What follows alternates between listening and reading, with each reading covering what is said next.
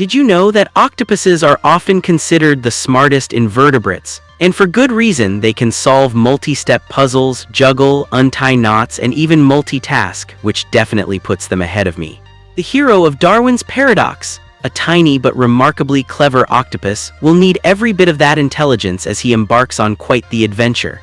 In search of his missing friend, Darwin must escape a factory, avoid becoming lunch for rats and seagulls, and uncover a full-blown conspiracy to take over the world. A charming Pixar-like story. Life in the ocean was once carefree. Together with his octopus friend, Darwin explored, dodged danger, and gradually learned new ways to interact with the world, clinging to surfaces, speeding through water, carrying objects, creating ink clouds to escape enemies, and even camouflaging himself. That peaceful existence comes to an abrupt end when aliens abduct both octopuses. Instead of taking them to some distant space base, however, the extraterrestrials deliver them to a canned food factory. Darwin manages to escape, beginning a long journey through junkyards, sewers, laboratories, office spaces, and factory floors to rescue his friend and return to the ocean. Unfortunately, Darwin seems to have forgotten everything he learned during the prologue, so his abilities are gradually reintroduced throughout the game. At first, he can only cling to surfaces and push objects, but over time he relearns camouflage, ink clouds, and more. Smart puzzles and creative mechanics. Each area demands not only unique octopus abilities, but also clever problem-solving. One of the earliest sewer levels requires Darwin to dive into glowing waste to illuminate himself and scare off hungry rats. The glow fades over time, forcing players to move quickly between checkpoints and constantly recharge. The glowing slime helps against enemies but reduces grip, meaning Darwin must wash his suction cups in clean water sources while solving engaging environmental puzzles along the way.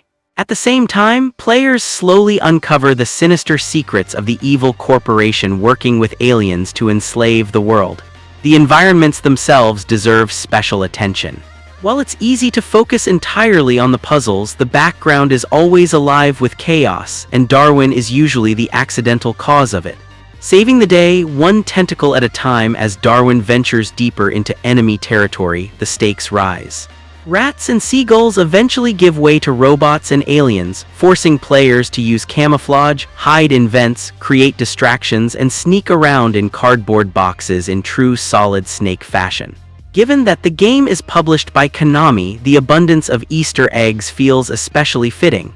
Every level introduces fresh challenges. Some require slow, careful stealth through robot-infested zones, while others demand quick reflexes to navigate deadly machinery and scorching pipes. The lack of frequent checkpoints adds tension. Reaching the next autosave often means surviving lengthy obstacle sequences and memorizing exact timings.